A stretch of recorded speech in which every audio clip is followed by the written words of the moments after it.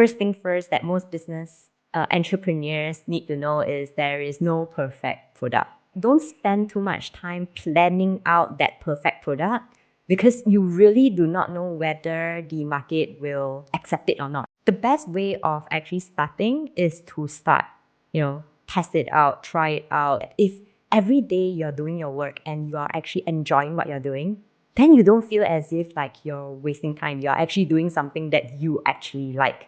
Sabrina Wang is a highly successful entrepreneur who runs multiple businesses, including a media company, law firm, accounting firm, and an 8-figure marketing automation tech platform. She has been featured in the media both locally and internationally and has received multiple awards, including the Singapore SME 500 Award and the 30 Entrepreneurs of the Year Award. Work on your strengths and just cover your ass on the weaknesses, not try to master your weaknesses. I felt that there were some years that I don't even have much recollection of what happened during the year because I think that I was so quick in chasing things that I'm not even seeing, anything around me. I think one of my greatest mistakes, right, is Hi everyone, welcome back to Arigato Investor, and in this special podcast edition, I have invited a very, very special guest. And in fact, for the past 1 year, I've learned so much from her in building up my own business. And I really think that she is one of the most intelligent human I've ever seen. The way that she processes information, the way that she dissects business, the way that she analyzes and built her own business, that is really remarkable. So without further ado, I want to invite Sabrina Wang to be here, and she is the founder of multiple successful business. Right now, she's also running an 8-figure tech business. So thank you so much, Sabrina, for being here with us. Thank you. Okay, so now it's really early in the morning, so I'm going to be a bit, not as normal. I think your business ideas are always very exceptional and not normal, and that's why you are so successful you are today. Thank you. That's so sweet of you. So my first question to you is, I understand you actually started your first business at the age of 15. At such a young age, while most of the time I remember when I was 15, I was just watching TV, I was just playing games. I never even thought about starting my business. What inspired you to actually start at such a young age? Okay, so there's a very interesting story. I think about 10 years old, right, there was this essay writing in school, and they were asking about our ambition.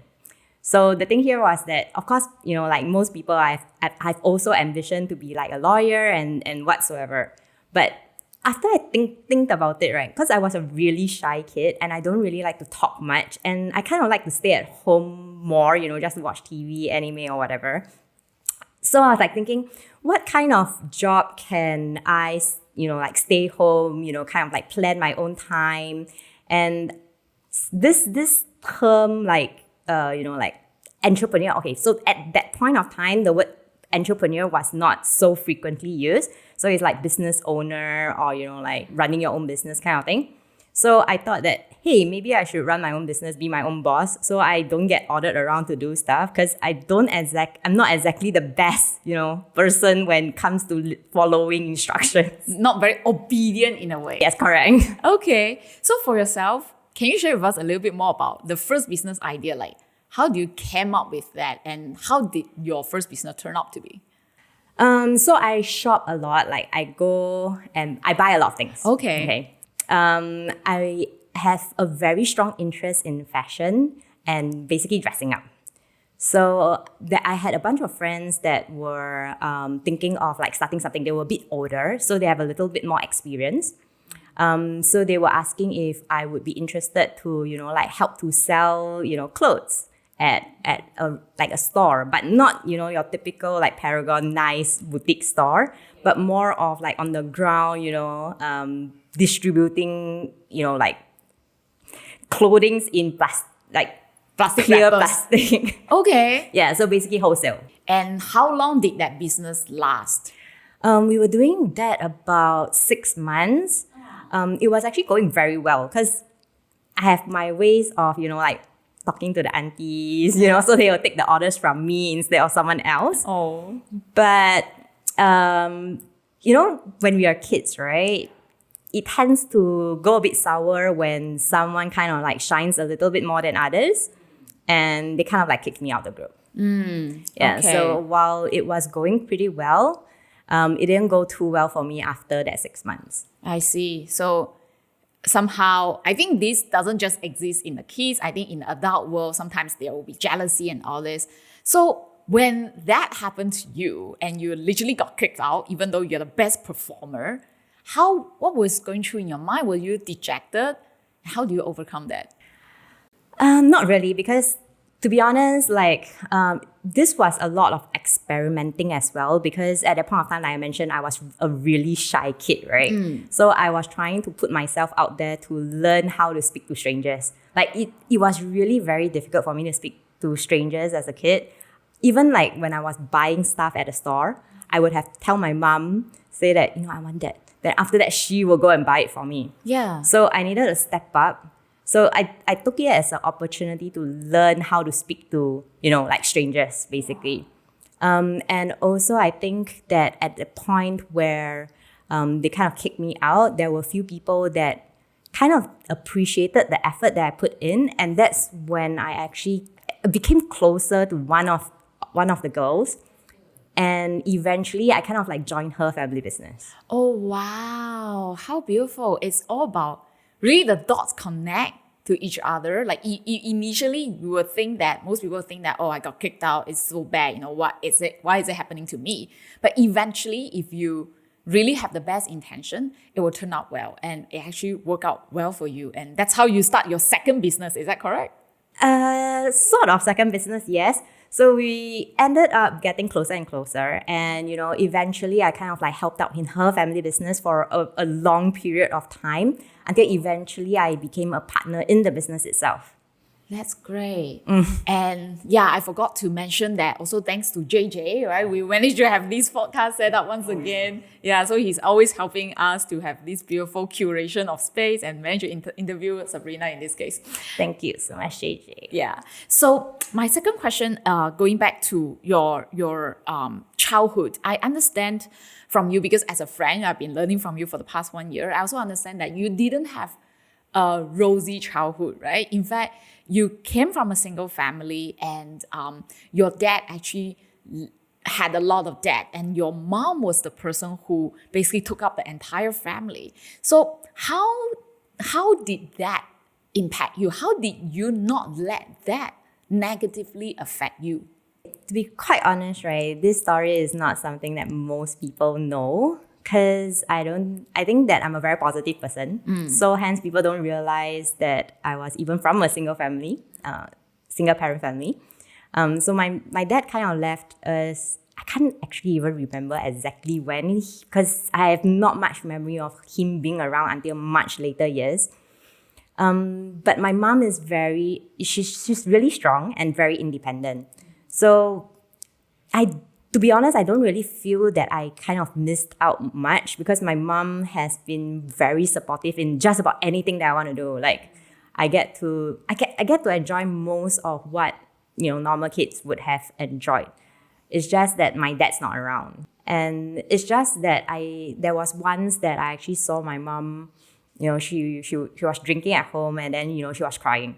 So that was when I realized that, while I'm not feeling the full bronto of the impact, she is actually feeling quite a bit of the impact. And that was one of the triggers that made me really focus a lot on actually making money, just so that in the future I will be able to support my mom. Your mom definitely appreciate all the effort and care that you have for her, definitely. Well, if she hears this podcast, it'll be the first time she's hearing it.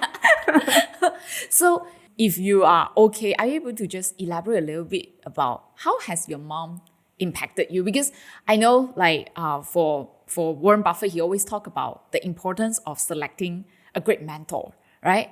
And I believe your mom, in a way, is also your mentor in life. How has her impacted you? I think she showed me a lot about independence and being your own self. So even though she separated from my dad, right, she never remarried, and her full focus was basically on our family. And in fact, she even took care of my grandma, which was my dad's mom, not even her mom. So throughout the many years, she was actually living with her mother-in-law and taking care of her mother-in-law despite whatever, her son did. So I think for that, it also showed me a lot on responsibility and commitment. Because even if like things don't go out with one party, it doesn't mean that the entire family, falls apart. We are still a family, just a different kind of family. So I think that kind of showed me a lot of different, in business elements, right? It showed me a lot of different mechanics to how a business organization structure can be structured. It need not always be a case that, if let's say a direct partnership doesn't work out, then, there's no way of working together. There's always means and ways of, kind of like working something out with someone, as long as you understand the strengths of the person. Apart from that, of course, is also the resilience, despite the debt, right? And I don't even think that she knows that. I know that she was in debt, but despite that, right, she still gives us enough, allowance. It gives us enough she puts a roof over our head. I don't think we lost out in terms of, toys or anything, or educational items. She really did put her best and was able to pull through to give us all a very comfortable childhood. And definitely she instilled a lot of confidence in you, right? And that's how you believe in your own ability. And knowing that as long as you work hard and work smart, you are able to create a beautiful future for yourself and for the entire family as well. I think that's beautiful. Definitely. But maybe a little bit overconfidence. Okay. So I think talking about the level of confidence, right? I can see you are managing so many businesses at the same time. Just to give our audience some context, she has a law firm, she has an accounting firm, she has a tech business that is 8-figure, and she has multiple businesses at the same time. How do you stay focused, right? How do you know which to prioritize on and still do well for all of them? So I don't really run all my portfolios. I think my main company is still, People's Inc., Princessa, and, the project that we'll be on. So I believe in kind of empowering the founders to be able to do their magic in their business. So I come in the strengths that I can support in, whether it's financially or it is on a marketing or technology aspect. So they still run the show, and we kind of conceptualize and do the management level of things. So it kind of, because not having to do the day-to-day, it gives me a lot more free time. So it's more of, burning your brain cells rather than burning your time. Wow. And I think you are very good at strategizing. You are aware what is your strength. So you really double down on your strength. And at the same time, when you hire, you really trust, right? That when you buy over a company, you also trust the management's capability, which is like what Buffett does, right? Like when he buys over a company, he doesn't micromanage at all. He literally just says, you guys continue to do what you are good at doing. So at the end of the day, it's the cash flow coming in and he reinvests, right? So is that your model as well? Similar model, because one thing here is that when you're not in the business, a lot of aspects of the business becomes a lot more apparent on a higher level view. So you can kind of see the flaws or the loopholes, when you're not actually running the business. So for example, in People's Inc., I feel that sometimes I'm quite blindsided. But when I'm running, let's say, the manufacturing firm, right? It's very apparent where the issues are. Why is it causing, so much extra cost in one element as compared to the others? So I think by taking yourself out, it's easier to kind of look at things in a bigger picture and kind of focusing on those aspects and making adjustments to it. And it's really looking at from a very objective way, like a third party point of view. So that's how you're able to dissect and analyze the business a lot better rather than being emotionally involved. Correct. Yeah, because you're not directly involved in it. You're not running it day to day. So there's not very strong emotional connections. So when you look at things, it's just, how can this be better optimized so that you can earn a better margin from it? But when you are actually in the business, like for example, like Princess Academy, when I'm actually in the business, sometimes like I would overstretch my own time and commitment just because I feel I resonate with a particular student, and then I end up spending more time than I should on this particular student. Yeah. Having said that, I also felt that you always have a lot of heart for your students. Like the amount of time that you spend on individual people, like sometimes the way that you help me, I just felt like you really over deliver to what when I first joined your program is like, I didn't expect that kind of hand holding. So I think you really inherit the trait of responsibility and caring for other people as well from your mom. So that's actually a very interesting and strange thing that you said, because I'm known for being not very empathetic. But I think when I started this journey of self-discovery, I kind of like, my character kind of like changed a bit as well. The past me would have been less empathetic in that sense, maybe even less helpful. But I think after going through this journey, I realized the importance of the human connection. And it gives me a lot of satisfaction when I'm actually able to help someone and that person is able to accelerate faster. Wow. Thank you so much for helping me as well. Thank you. And so many other students under you. And just talking about your Princess Academy, right? I think it's truly mind-blowing that you can turn it from zero to $1 million in less than a year, right? So how did you manage to do that? Because so many people also want to become like a 7-figure entrepreneur and all this. What are certain skill sets or mindsets do you think people should have or need to cultivate in order to become better in business? First things first is that building up People's Inc. itself really taught me a lot of lessons, from when we started off as a social commerce, having a big team, a big founding team, having a lot of opinions, not being exactly the nicest person in the team. And, a lot of like even going through the fundraising, the technical development, a lot of obstacles happen in People's Inc. itself that when going into Princess Academy, right, it was, and before I joined Princess Academy, I went to sign up to different programs just so that I'm able to kind of like understand how they structure it and find that structure that suits me best, makes me most comfortable, as well as something that I feel that is more scalable. So when going into Princess Academy, in a way you can say that go in knowing what the end goal is going to be, and that would help to kind of like scale the business a lot more and a lot faster. Okay. So I think in terms of mindset wise, one thing is it's always good to first learn from others that have, prior experience. Because even if you cannot learn their success, you can learn from their failures and not make the same mistakes. One thing that amazed me a lot is your eagerness to improve and your eagerness to just deep dive learning. The amount of focus, I seldom see that in other people, right? And that's how, like, in order for you to create your own academy, you actually sign up for multiple programs and you go and learn as a fresh student and you condense out the best practices and you make the best out of it. So for Sabrina, right now, basically her academy is all automated. So she doesn't necessarily need to be there in front of the camera, in front of their coaching students, but at the same time, you are able to make very good, I think 7-figure, maybe to you, it's not a lot because you've been running so many different 7-figure businesses.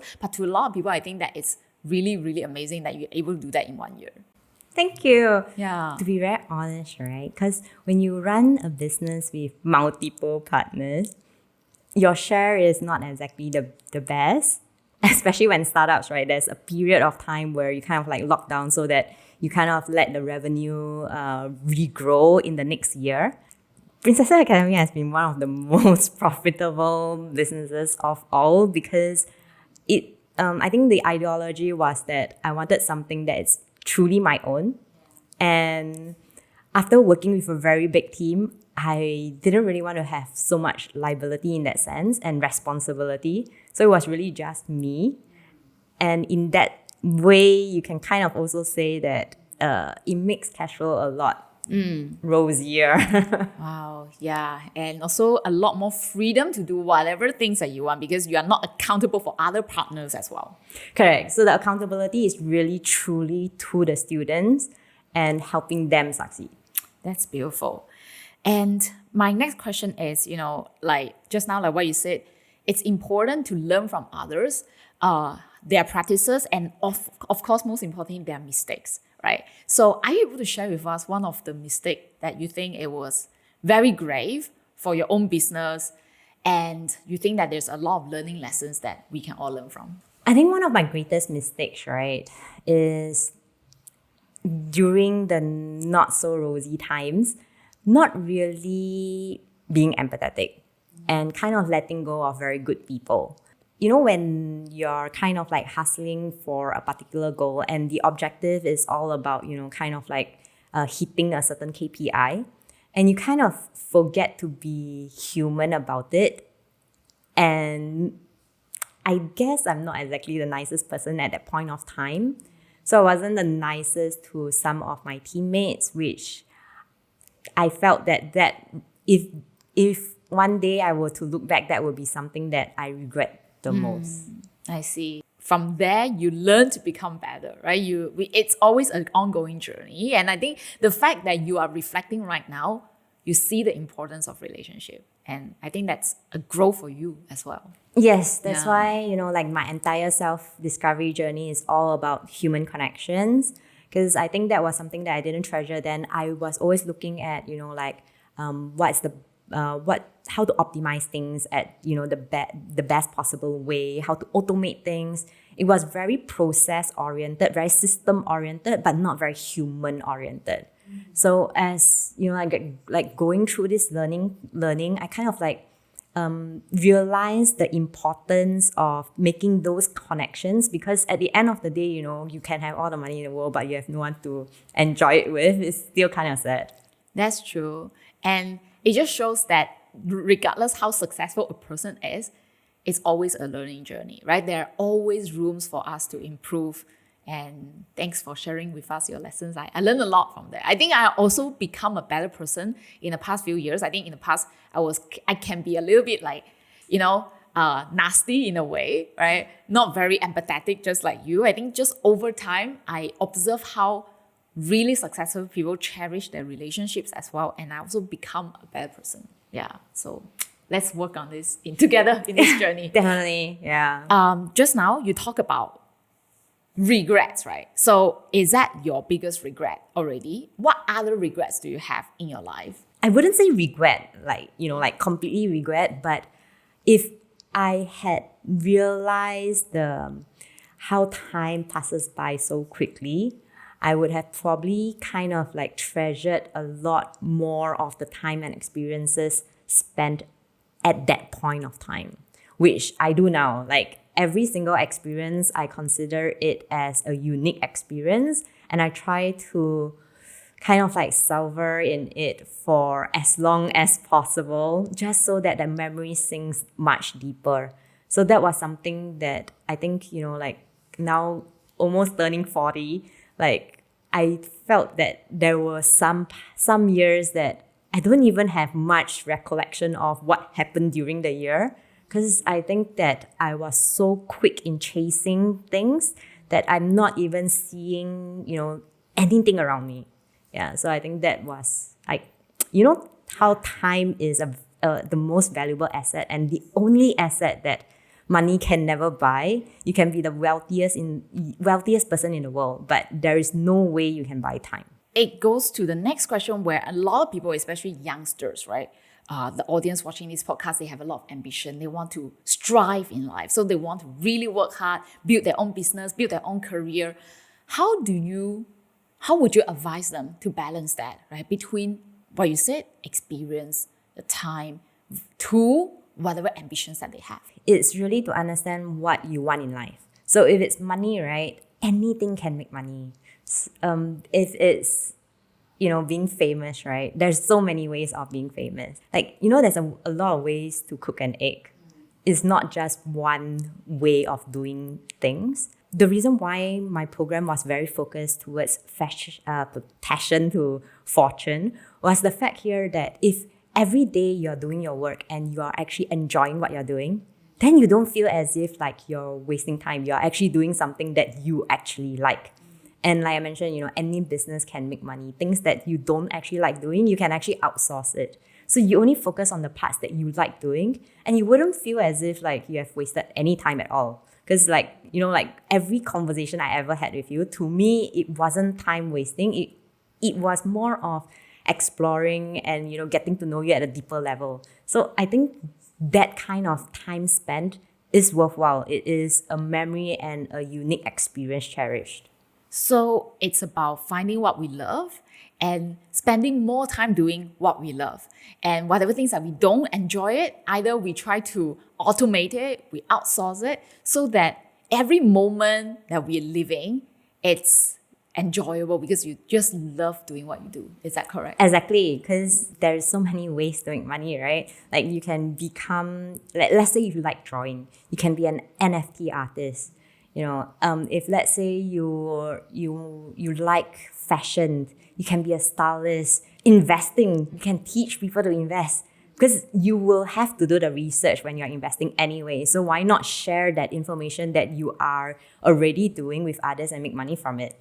So I think that any kind of trade that is used by people in general has a monetization value to it. And if you're able to see that, then you can make money in just about any business, any business idea that you have. And of course, you need to kind of like understand one thing is that work on your strengths and just cover your ass on the weaknesses, not try to, master your weaknesses. Because the thing is that to master your weaknesses takes so much more time and you hate it.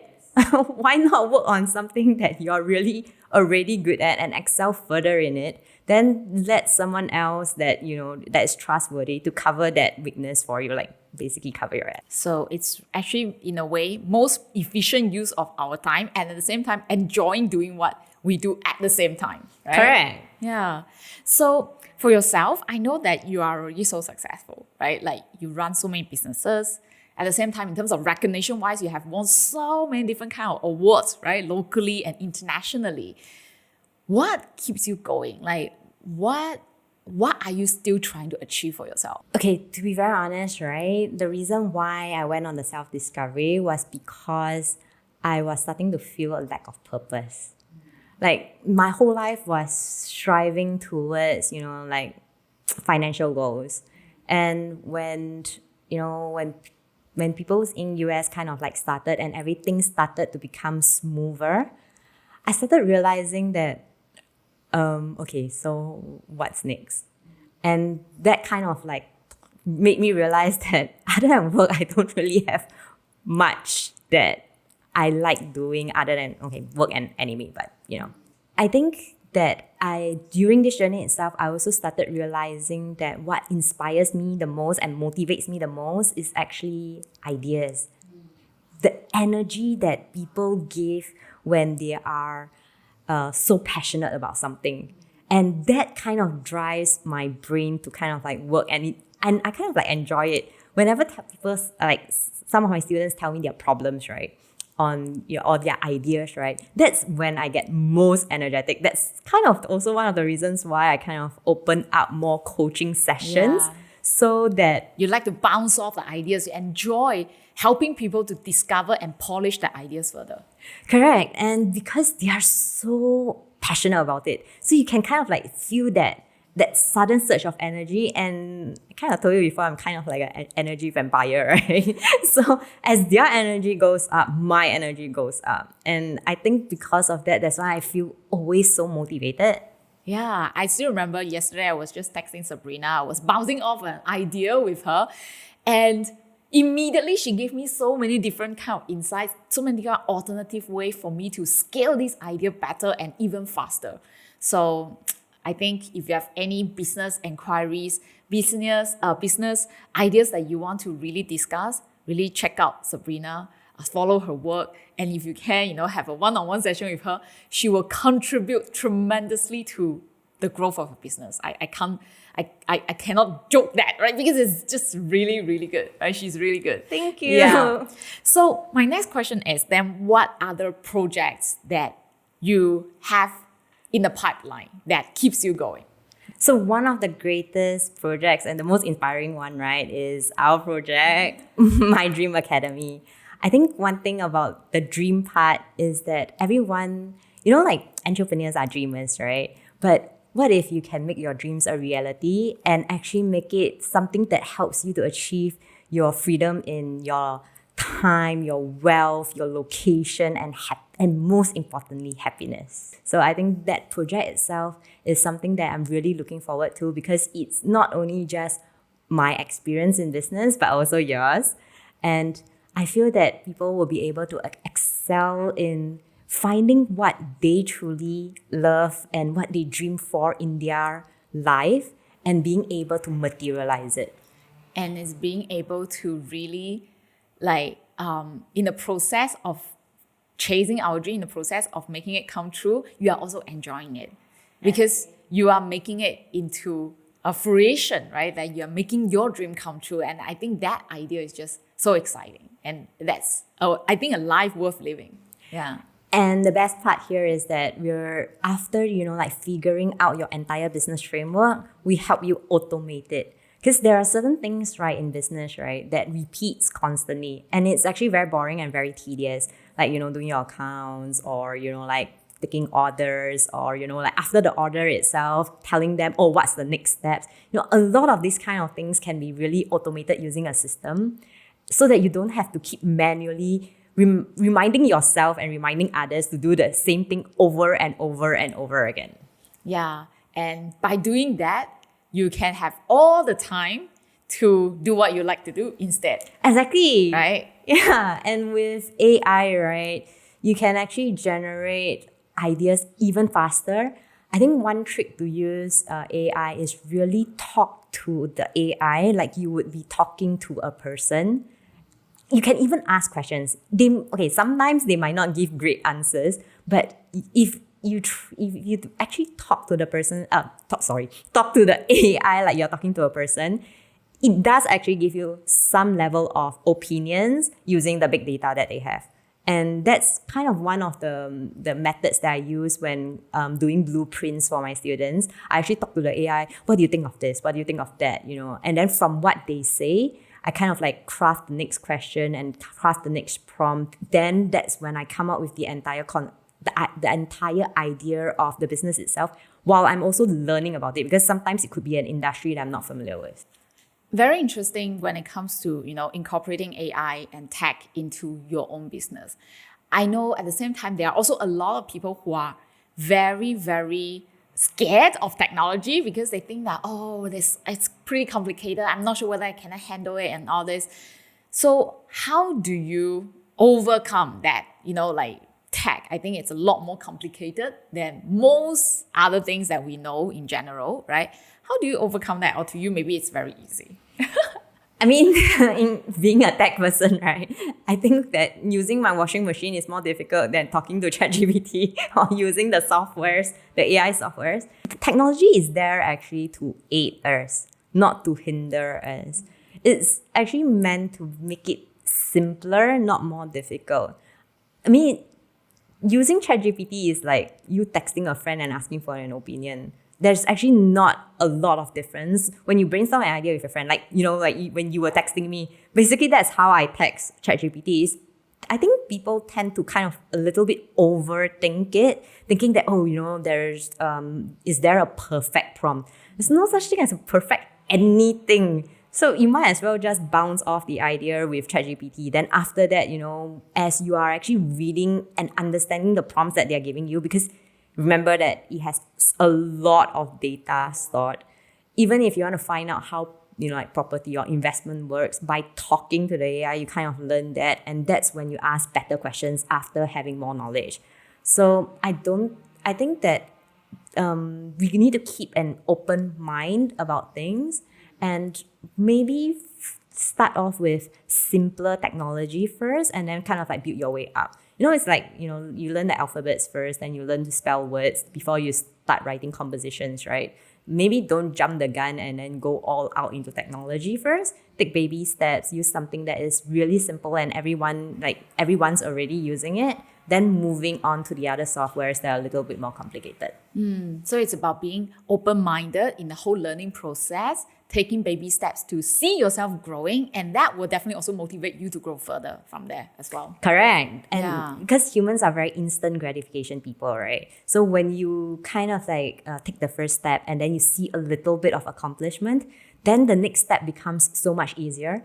But if you aim too high and kind of jump the gun a bit, you end up falling down, and then that's when all the fear kicks in.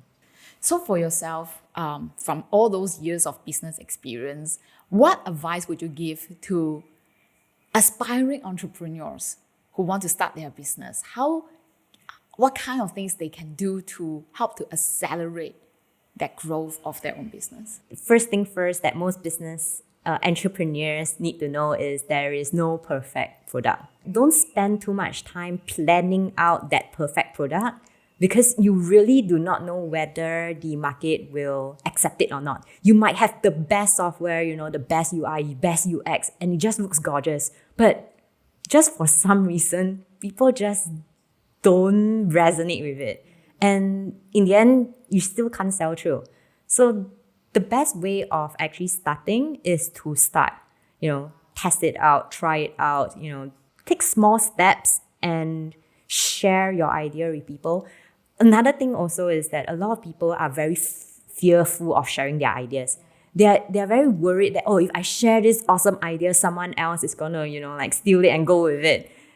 If the idea is so easy for someone to steal and go with it, maybe that might not be the best idea in the first place, right? Correct. Because when you launch it already, right, there's going to be at least 10 other copycats that's going to come into the game, right? So why be so fearful about it? And if, let's say, you really want to, like I mentioned, just take the first step, test it out, throw it out there, see if people like it. If people like it, build it. Yeah, that's how business should be like. It reminds me of investment research process as well. Like Charlie Munger, Warren Buffett always encourage us to really bounce off ideas with other people. Like whatever arguments that you have, you get the other person to disagree with you. That's the best, right? Because you learn from the disagreement and see whether is your argument in the first place solid or not. If it's not even solid, then you don't even have the right to have an opinion. That's what Munger said. That's like, oh wow, that's very interesting.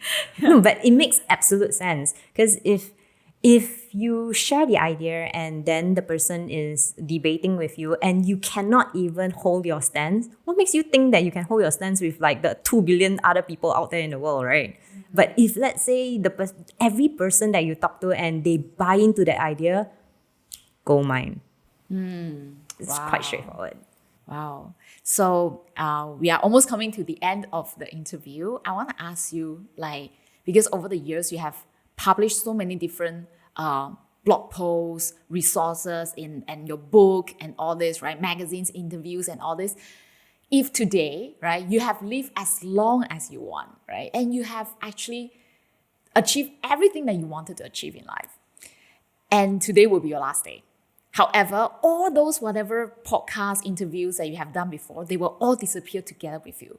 And you can only leave 3 advice to the world. What would that 3 advice be? 3 advice. Okay. 1 would be really appreciate and spend time with your family, especially your parents. 2nd is really find someone that you can build a connection with, a bond with, because that is something that you can kind of it will stay with you for the rest of your life. And lastly is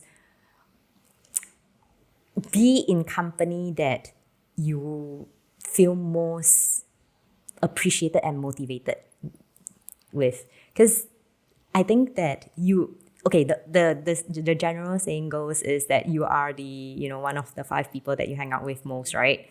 And that is actually very true. If you hang out with very negative people, you end up becoming very negative. And if you hang out with very positive and very successful people, you become positive and successful. It's humans just tend to kind of like mimic their environment and adapt to it.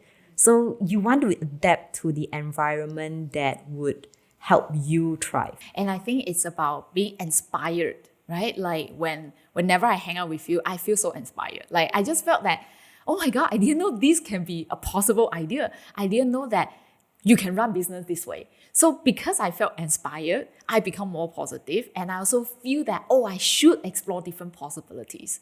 Yeah, so thanks for inspiring me and the rest of the listeners today as well. You are a super inspiration to me as well. Because if not for you, right, I would probably not want my face in front of a camera. Okay, so thanks for overcoming that for me and for us together. So my final question is, how can people follow you and your work, and if they want to learn more from you? So the easiest way is to go to www.princessadiary.com and also check out our upcoming mydream.academy. Nice. Thank you so much for being here with us today, spending your precious hour, sharing with us your wisdom, and all of us learn a lot from you. Thank you, Sabrina. Thank you for having me. Thanks for watching this episode. And if you like whatever content that Sabrina shared with you, the insights that she shared with you just now, well, I'm very, very sure that you are going to learn a lot from her from this next episode that JJ interviewed her to really deep dive her entire business framework. What are the advice that she can give to entrepreneurs, to people who are already running businesses, and also some important life advice to help you to become successful in a much shorter period of time. So make sure to check out the video right here to keep learning. And with that, thanks for watching and see you in the next video. Arigato!